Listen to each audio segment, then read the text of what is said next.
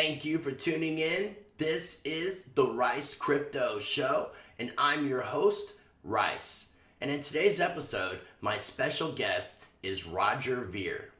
Now, throughout the interview, I've been having some problems with my microphone, and every once in a while, the pitch of my voice will change. So please bear with that. It's a problem that I'm trying to correct.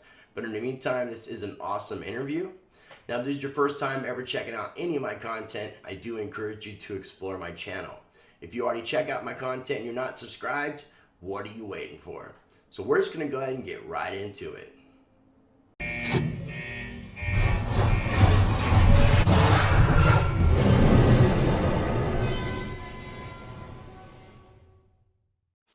All right, ladies and gentlemen, like I said, today we are joined by Roger Ver, or as some call him, Roger Ver, but he was definitely born Roger Ver. Roger, man, I appreciate you joining me on the Rice Crypto Show. How you doing today, man? Glad to be here. Thank you for the opportunity. Yeah, man, and I really appreciate your time because I know you're traveling. Today you're in Singapore, and who knows where you'll be tomorrow. But again, I appreciate your time. And there were some things that I definitely wanted to talk with you about during this interview because I've been involved in cryptocurrency for a couple of years. And at the time of the first ever Bitcoin Hardfork, which gave creation of Bitcoin Cash, I was semi-new to the whole thing. And I honestly fed into pretty much what the cryptocurrency news and most of the people were talking and putting a negative connotation on you. But throughout the years, after watching interviews and checking out more of your content, you're starting to make more sense in an element that I'm starting to relate to.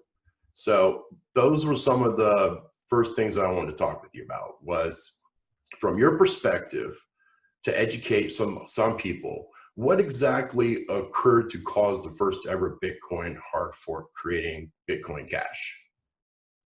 Yeah, so that's quite a question with quite a backstory there. There had kind of been a civil war brewing within Bitcoin that kind of maybe got started in 2014 or 15, I would say. And there were two different philosophical camps. One camp wanted Bitcoin to be money for the entire world, where everybody could use it to buy and sell everything from coffee to automobiles and everything else. And then another camp thought that it should just be this thing that you hold and you don't actually use it for the payments on chain. And so those two camps were kind of arguing with each other online. There was lots of heated, passionate discussion online about that. And the main places where those discussions were taking place was a website called bitcointalk.org and then our Bitcoin on Reddit. And then at some point in maybe 2015 or 16, I'd have to go back and check and see the exact date it happened. But all of a sudden overnight, one guy controlled both of those websites. And overnight he decided to ban anybody's account that had a different opinion than his own and delete anybody who posted anything with a different opinion from his own. So literally like Brian Armstrong, the CEO of Coinbase, was having his post deleted, and like everybody that used to be a part of this one big giant happy Bitcoin family, and maybe there were some disagreements and people would talk about things and say, here's why I think this and here's why you think that. And there was lots of discussion about it, but everybody was still talking about it. And then the censorship started overnight, and that's when things got really, really nasty. And I had been kind of watching the scaling debate. I was definitely a big blocker at heart, but I was just kind of keeping quiet and reading everything and just listening to what other people had to say before. And I didn't express really my own opinion at all. And then when the censorship started, it became clear to me. You had one side that was supporting free and open discussion of ideas, and then you had the small block side that was doing everything they could to literally delete people's posts and ban people's accounts from posting things that had opinions that were different than the ones that they agreed with. It was clear to me, like the decision was made right then and there when the censorship started. I'm siding myself with the free speech camp and the camp that supports free and open discussion. And that evolved into becoming the Bitcoin Cash fork of Bitcoin. But if you look at it, like there used to just be one Bitcoin, and that one single Bitcoin had these two ideological camps. The one that wanted Bitcoin to be money wound up becoming Bitcoin Cash. So it doesn't have that Bitcoin name, but it has all of those economic characteristics that made Bitcoin popular to begin with. And it has the same goal and target that made Bitcoin popular to begin with. And the thing that everyone's calling Bitcoin today, it has the Bitcoin name, but it doesn't have those same characteristics that made Bitcoin popular to begin with. But when the split happened, it managed to get all of the infrastructure, all of the exchanges, all of the wallets, just for a technical reason of the way the split happened. Bitcoin has all the infrastructure and all the people like myself that built Bitcoin to begin with and made it popular to begin with, we kind of had to start over from scratch somewhat and rebuild all this infrastructure on top of Bitcoin Cash. But I think people are starting to realize it now. Bitcoin Cash is faster, cheaper, easier, and more reliable to use than just about any other version of Bitcoin out there. And so it's starting to get some attention because of that. And I'm still super bullish on Bitcoin Cash. It has tokens, it has fast payments, and all of these things used to be getting started on Bitcoin. Like, a lot of people don't realize that smart contracts and tokens were getting started on Bitcoin like way back in like 2012. People like counterparty was exactly born. counterparty. Yeah, exactly, counterparty and colored coins, and there was a lot of stuff happening. And then every time those things started to get traction, the same people that are mainly involved with Blockstream today and the Bitcoin core developers, they literally pulled the rug out from under those things like counterparty. Like, imagine if all those tokens had been on Bitcoin. Vitalik probably never would have left Bitcoin to make Ethereum. He just would have done cool stuff on top of Bitcoin. The entire wild ICO craze that we had a couple years back all would have been on top of Bitcoin. Bitcoin still would have had 90-something% market share. It would have been amazing, but instead Bitcoin's ability to be useful for people in actual commerce was intentionally damaged. And like, I'm not the one attacking Bitcoin. I'm the one sounding the alarm bell saying Bitcoin has been under attack. And then these people that are doing the attacking claim that I'm the one doing the attacking, and then they censor anybody that wanted to speak the truth. They would literally ban their account and delete their post from the main discussion platforms. Then everybody that came to Bitcoin after the censorship started, they were only allowed to hear one side of the story, which is Roger is a scammer, Bitcoin Cash is a scam, everything that's not BTC sucks. And if that's what everybody around you tells you from the time you get in the industry, you'll believe it. Just like if everybody around you told you the world was flat from the day you were born, you would believe that too. Or if everybody told you Santa Claus was real, you would believe that too. And so everybody that came to Bitcoin after the censorship started heard this false narrative, but they believed it because that was the only thing that they were allowed to hear. No, and I totally agree. And that's one of the reasons why I wanted to bring you on for this interview in particular. So with all that being said, were you instrumental, or were you there day one when Bitcoin Cash forked, or did you join at a later date? Yeah, so a lot of people on the internet, you'll see them saying that I'm the founder of Bitcoin Cash or the creator of Bitcoin Cash. I didn't think you were. Yeah, well, a lot of people say it, but the truth is I had nothing to do with the creation of Bitcoin Cash, and I didn't join until months and months later. And so there was this other attempt to allow Bitcoin to scale to be money for the world, or a compromise. It was called SegWit 2x. Mm-hmm. And a lot of people misconstrue my position on SegWit. Like, I was basically indifferent. And the fact that myself and my business were supporting this SegWit 2x attempt, which was to integrate segregated witness and increase the block size from 1 megabyte to 2 megabyte, technically means I'm a SegWit supporter, right? And so all the businesses, all the wallets, everybody was on board with that. And I don't know if it was a government psyop or what it was, but somehow a bunch of people on the internet got convinced into thinking that like allowing Bitcoin to double its network capacity was a bad idea. And they managed to scare all these businesses away from doing that. And when SegWit 2x failed, that was when I said in advance though, I said, if SegWit 2x fails, I'm going to divert all of my time and attention and effort and resources and Bitcoin.com to promoting the Bitcoin Cash version of Bitcoin if SegWit 2x isn't allowed to happen. And sure enough, SegWit 2x wasn't allowed to happen. So I held true to my word. I've been supporting Bitcoin Cash since then. But if you kind of look at it, what happened is, so Blockstream's entire business model is to like sell people access to their side chains and their second layer of technologies. But if layer one works great, you don't need any of their technology. So basically what they did is they broke layer one and then said, hey, we have a solution to you. We'll sell you with layer two. So it'd be like if I broke your legs and then sold you a pair of crutches and said, see, if it wasn't for me selling you a pair of crutches, you wouldn't be able to walk at all. But no, never mind the fact that I'm the guy who broke your legs to begin with. And that's exactly what happened with Bitcoin and the Blockstream and this whole. I completely agree with you 100%. And I'm kind of glad that you went there on your own, because I was going to try to get you to kind of go where you just went. I do own Bitcoin Cash. Now, I'm not here saying that Bitcoin Cash is Bitcoin. I'm not a Bitcoin Cash maximalist.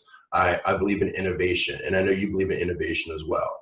But with that being said, I do know that using Bitcoin Cash, because I do use it, I'm sponsored by Monarch. Monarch, you guys have a partnership with Monarch, and I work some payments out with some Bitcoin Cash. So I have Bitcoin Cash. It's faster. It's definitely faster. I will definitely say that, and it definitely interacts more as cash. So, I appreciate, you being honest about everything with this. And, like I said, I meant to say it's also less expensive. So Bitcoin Cash is definitely less expensive and faster, in my opinion, than Bitcoin. Now, since you mentioned SegWit, what are your thoughts and feelings on the Lightning Network? Yeah, if they can figure out all the issues with Lightning Network, great. The world has one more useful tool. So I'm not opposed to Lightning Network, but what I'm opposed to is we had something that was working really, really well for payments all over the world, and it was called Bitcoin. And they intentionally broke the thing that was working really, really well to tell everybody to go and use this thing that might work someday in the future called Lightning Network. And even today, Lightning Network, it's not ready. Like the Lightning Labs just put out on Twitter like a couple of weeks ago saying, don't store any money in this that you're not willing to lose. And the Casa node, Lightning full node manufacturer said, don't store any money on this at all, just within like the last month. And I hope it works, but like it's not there yet. And if you have something that's working, don't break the thing that's working in favor of something that might possibly work in the future. And it's so clear. If Lightning Network ever gets figured out so it works, it'll work better, faster, cheaper, more reliably on top of Bitcoin Cash than it will on top of any full block version of Bitcoin. So would you be opposed to, if like the Lightning Network is to a point, to adding SegWit and making that available for like Bitcoin Cash on the Lightning Network in the future? Feel free. Like I think people should use anything that's useful. If it's useful to people in their lives, they should use it. Okay, cool. Now, I definitely agree that Bitcoin has been hijacked. It's been limited. It's been throttled on purpose. And I've come to the conclusion, basically, is what you're talking about, is the culprit seems to be Blockstream. I'm not a big fan of Blockstream after doing this research, and that's the reason why I wanted to bring you on, to be able to ask you these questions, because what really saddens me about a lot of this is, and we'll get into the Blockstream stuff, but you were known as Bitcoin Jesus, and now you were known as Bitcoin Judas. So how did that start? Who started it? Was this Blockstream? Is this some kind of campaign to discredit you, to make your voice seem like it's minimal? How do you respond to that? Yeah, so I guess one step at a time. So Bitcoin Jesus, I'm not exactly sure when or how that name got started, but because from 2011, I was the one out there, in 2011, I literally put up the world's first billboard on the side of one of the busiest expressways in Silicon Valley advertising Bitcoin. I was paying for national radio ads across more than 100 stations across the entire United States promoting Bitcoin. I was doing all of this out of my own pocket. I set up the first website to start accepting Bitcoin for normal products. I set up a website called bitcoinstore.com that was accepting Bitcoin for payment for more than 500,000 consumer electronics products at prices mostly cheaper than Amazon. And up till that point, everybody was saying, well, Bitcoin, all you can buy with it is drugs on the Silk Road. But then when I launched that website, we could everybody know you can buy just about anything at prices cheaper than Amazon. And that's what was the impetus for other businesses like Newegg and Tiger Direct and Overstock to start accepting Bitcoin as well. And so I was out there and I funded the seed investment for basically all the first generation of Bitcoin businesses, right? So just about all of them. I was the only one out there years before any of the other traditional venture capital guys got involved. And so somehow along the way, people started calling me Bitcoin Jesus. And then when I had the opinion that Bitcoin should continue to be a peer-to-peer electronic cash system that people can actually use in real-world commerce, some other people that didn't like that tried to put together the narrative to re-nickname me into Bitcoin Judas. But if you look at it, I'm promoting the exact same thing I was promoting in 2011. So if anything, the people that are calling me Bitcoin Judas are a bunch of liars and scammers for trying to shift the narrative like that. I've been promoting a peer-to-peer electronic cash system since 2011. And back then it was called Bitcoin. Today it's called Bitcoin Cash. And I think there's definitely some Bitcoin-ness about BTC, there's some Bitcoin-ness about BCH, there's even some Bitcoin-ness about BSV. But if you look at the very title of the white paper, is that it's a peer-to-peer electronic cash system. If the thing that everybody's calling Bitcoin today isn't attempting to be a peer-to-peer electronic cash system, I don't think it has very much of a claim to the name Bitcoin. But with the way the fork happened, they wound up with that name, and they're just furious with the fact that I'm saying, if you're not trying to be the very title of the white paper, I don't think it's very accurate to call it Bitcoin. And they're mad because Bitcoin.com has more traffic and more users and more attention than Bitcoin.org does. Right. They're doing more to drive adoption too. So. And so with me having my Bitcoin flag here, I mean, like I'm definitely a believer in Bitcoin, but it's not it's not like how you're saying, it's not the Bitcoin that's today that I believe in, it's the brand, it's the idea that Satoshi Nakamoto was creating with the white paper. That's what this is for. You know, and I I think that's the believe. real question too. Moving forward, the question is, will the brand of Bitcoin win out, or will this better user experience and better technology of Bitcoin Cash win out in the long run? So it's the brand versus the better technology with Bitcoin Cash. Which one's going to win out? And we don't know, but I'm placing my time and money and effort on the better technology winning out. And I think it will, but it's not guaranteed. And we saw, for those that are old enough to remember, we saw that with VHS and Beta, right? The better technology didn't win out in that case. The better brand with the better marketing did. But I'm pretty optimistic with Bitcoin Cash still, very optimistic.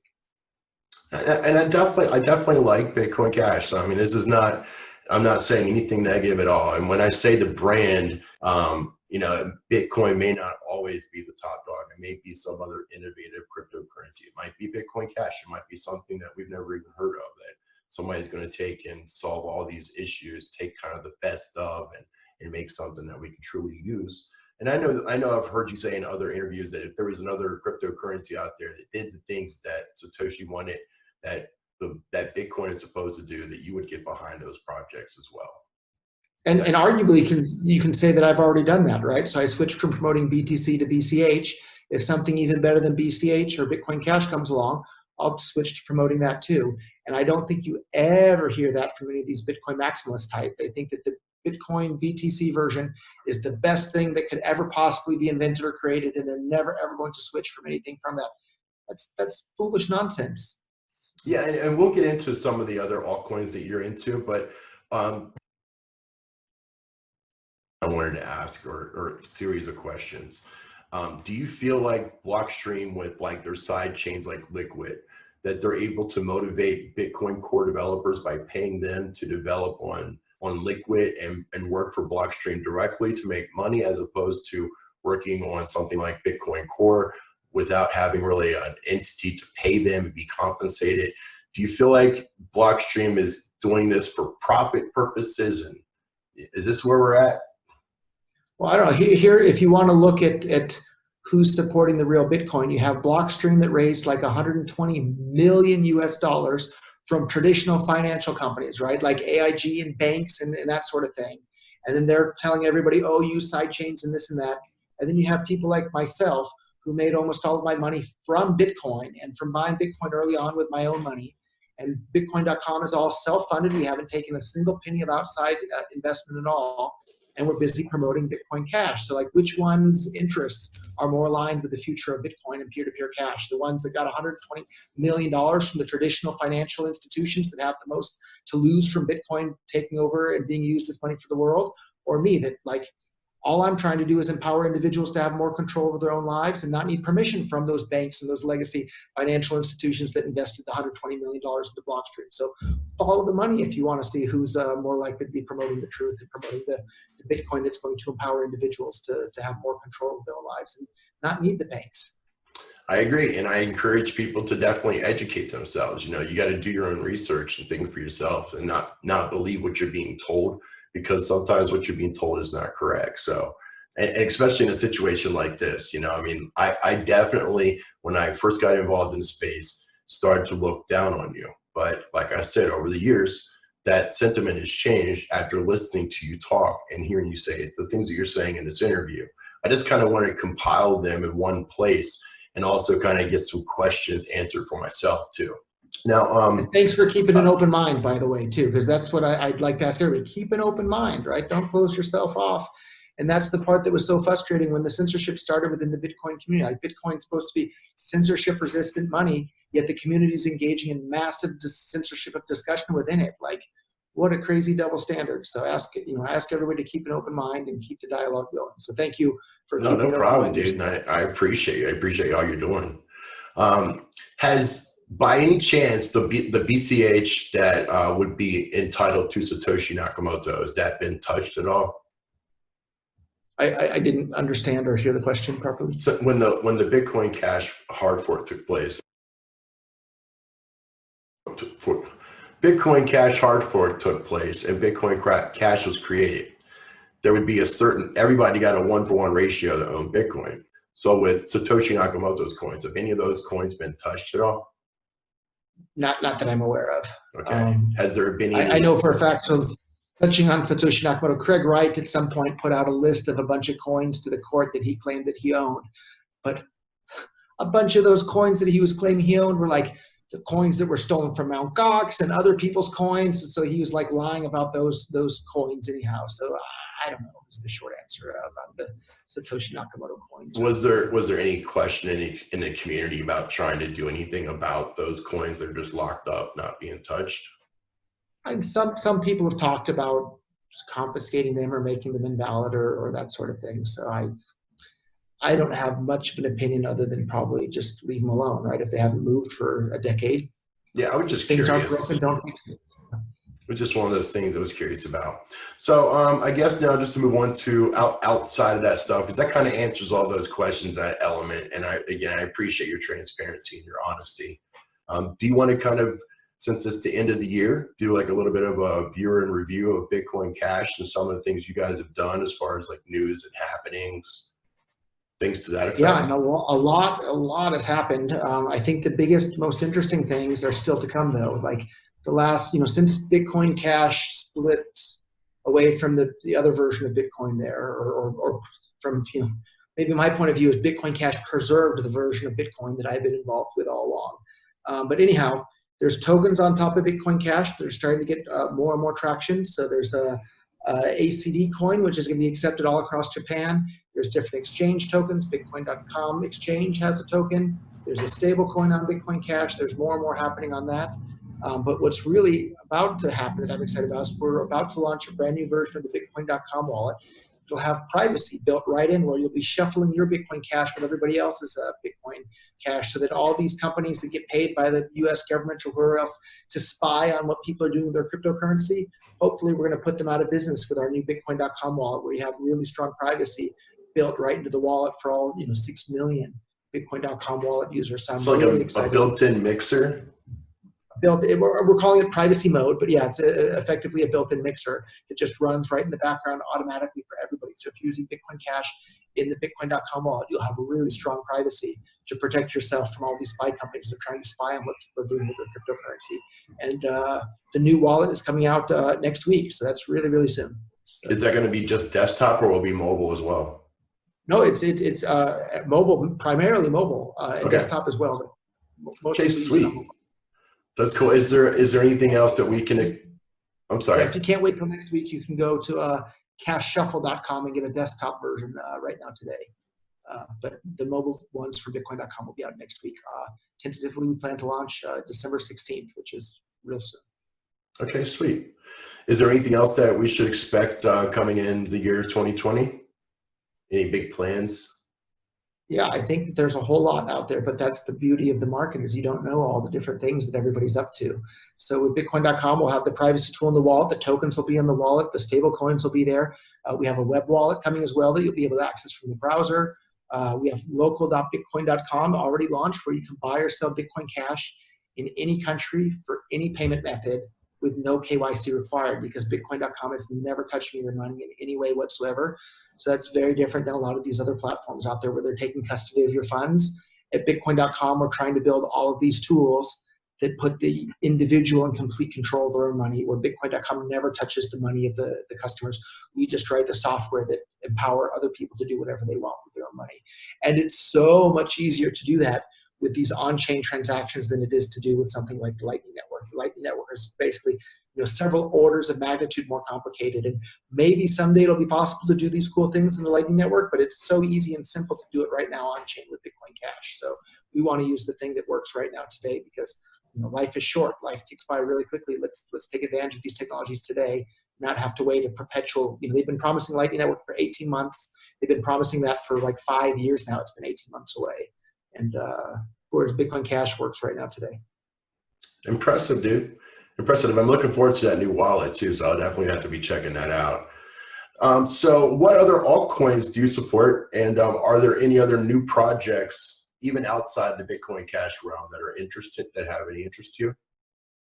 Yeah, I support anything that works. So, of course, I'm a big fan of Ethereum. Ethereum has empowered any investor to invest in any entrepreneur anywhere in the world, and it's allowed capital to flow all over the world for all these new amazing projects like DeFi and all these other ones. So, I'm a huge fan of that. I'm a fan of Dash trying to do basically the same thing as Bitcoin originally. They're trying to make peer-to-peer, electronic cash.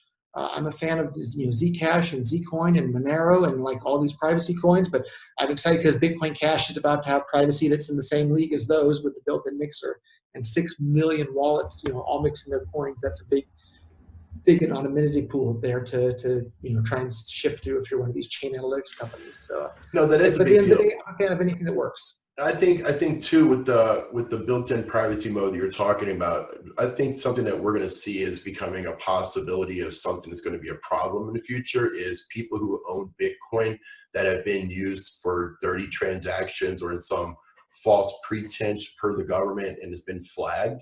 Because from what I understand, some addresses are already flagged. And it might get to a point that if you own what they consider to be dirty Bitcoin, you're not really going to be able to utilize those funds. So I would call this fungibility. Would that be the correct term? That's exactly right. So if you study what makes money money, one of the characteristics is fungibility. It has to be fungible, otherwise it's not good money. And so with that privacy mode, we're building the fungibility right into the Bitcoin.com wallet with Bitcoin Cash for everybody. So that's a really big deal. And that's one of the things that Bitcoin doesn't have anymore now that the blocks became full. And Ethereum really has a problem on that front. But Bitcoin Cash, problem solved. Awesome, dude. Well, again, I appreciate it. Now, before we wrap this thing up, was there anything else that you wanted to cover that we didn't talk about? I think we got most of it. I mean, the biggest points to take away from this is like keep an open mind and think for yourself and don't believe something just because somebody told you. Like stop and think about what they said and ask yourself, does it make sense? When you hear people say Bitcoin Cash is a scam, well, stop and think, what's scammy about it? If you don't like it, don't use it. Nobody's forcing you to buy it. Like if you what's scammy about that, right? And for people that think it's useful, they can use it. Like that's a good thing. More choices are a good thing. The fact that people can choose between BTC and Bitcoin Cash and Ethereum and Dash and on and on and on, that's a good thing. Just like people can choose between Coca-Cola and Pepsi and root beer and Dr. Pepper, that's a good thing. How boring would the world be if everybody only was allowed to drink Coca-Cola? Well, how boring would cryptocurrencies be if everybody was only allowed to use Bitcoin? Like choice is a good thing. No, I totally agree. I agree. Yeah, so before we wrap up, I do want to give a shout out to guy Crypto King on Twitter, Crypto King Unbanked, because he was the one who made this thing happen. Because, man, I've been trying to get an interview with you for quite some time, and this guy made it happen like super quick. And so I appreciate you, man. Thanks for doing that. And I'm going to have links down below so you can check out everything we're talking about. And also, there's a Bitcoin Cash YouTube channel that Roger does a lot of updates on almost pretty much weekly, right? Yeah, pretty much every week. So if you can put a description to that, I'll appreciate it. And for all the people that are watching this, subscribe to this channel and share this video with your friends. Like, channels that keep an open mind and are willing to look at anything that might be useful to people. Those are the type of things that we need more of. So thank you so much for hosting that platform. Well, again, man, I appreciate it. If you can hold on 1 second. Ladies and gentlemen, if it's your first time ever checking out any of my content, I do encourage you to explore my channel. If you like what I'm doing, you can support me by subscribing, hitting that like button, commenting, and sharing. And as always, I encourage you to be the change by practicing change, and I love you all. Thank you for watching all the way through to the very end.